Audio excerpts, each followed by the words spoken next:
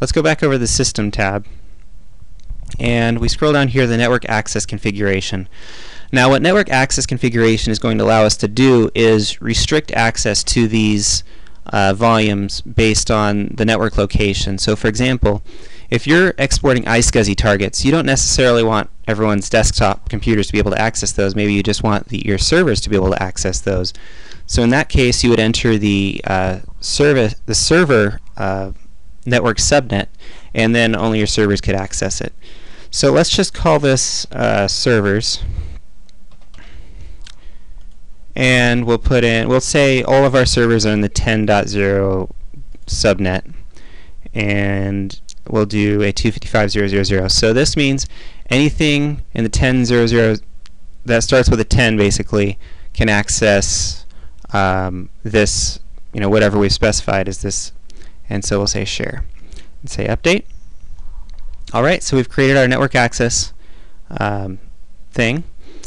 And let's actually, now before we can actually share anything, we have to go over to services, and first we have to enable the SMB service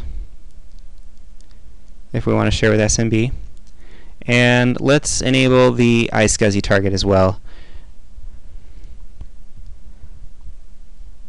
Alright, so we've got iSCSI and CIFS enabled. I'll do NFS another day. And so now we need to actually create a share. So let's go to Shares and click on My File Share, and we create a folder under this. Now this is the volume, but we actually have to create a folder that we're going to share under the volume. So let's just call it My Share and create our subfolder. And now here's our folder we're actually going to share. So click on Share, and here we've got our folder name, we've got our, etc. And we'll say Make Share. And now we say Controlled Access. And you have to specify a primary group. So the primary group for this share is going to be normal users. And let's give normal users read-write access.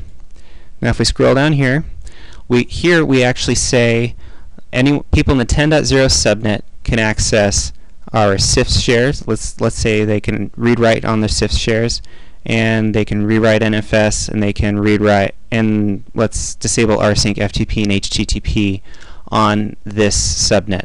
Now if we had created another subnet entry, like say 11.0.0.0, we could say no one on that subnet can access, only people on 10.0 subnet can access all of these shares. So alright, so we've said that normal users can access it, and on this subnet, and say update. And now our share should be accessible. So now let's try accessing. Hold on a second.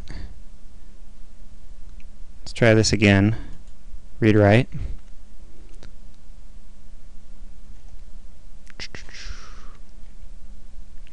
And oh, that's our problem. We needed to hit update up here. Alright, so now our share permissions have been set up, and our network permissions have been set up. So let's try accessing this share now. So we'll go to //10.0.0.14, and now you can see we've created a file share, and we can write files to it. So that's how you set up your SMB share. Now the next thing we want to do is actually set up a iSCSI LUN. So iSCSI works a little bit differently. What we want to do is go to Volumes, and okay, so you see we've got our iSCSI LUN here. Now we want to go to iSCSI Targets, and we want to create our first iSCSI target. We just have to click Add, and that creates the iSCSI target. So next we want to go to LUN Mapping, and you see we've got our LUN that we created earlier. All we have to do is click Map, and that will add this LUN to this iSCSI target. So now all you have to do in order to connect to this iSCSI target is tell your computer where it's at. Now you can set up this network ACL. Earlier we set up our subnet again. Using here we can say allow or deny. So we want to allow it, otherwise our computer won't be allowed to connect. So let's click Update. Alright, so our configuration is actually done at this point for iSCSI, so now the last step is to connect. So the process for connecting on Windows 7 and Windows Server and such is fairly similar. If you're on Windows XP or Windows Server 2003, it's a little different, but I'm just going to demonstrate on Windows 7 because it's pretty much the same on server and desktop operating systems. So what you want to do is go to Control Panel, and in your Control Panel there's an item called iSCSI Target or Initiator. So we want to let's just look for iSCSI. Oh, here it is. Set up iSCSI Initiator.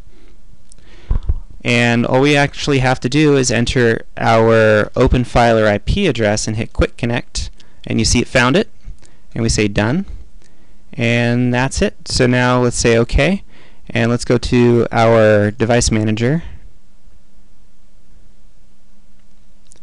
and go under Storage. We'll go to Disk Management, and you see we've got a volume.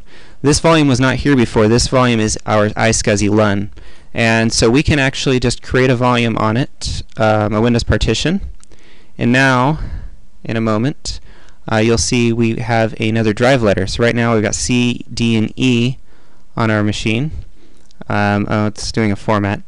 Anyway, once it's done with the format, we'll actually, there we go, G. So now I have a G drive on my computer. We can treat this G drive as if it was a local hard drive on this computer, do whatever we want with it.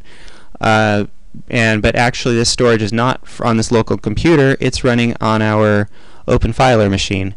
So that's how you set up iSCSI.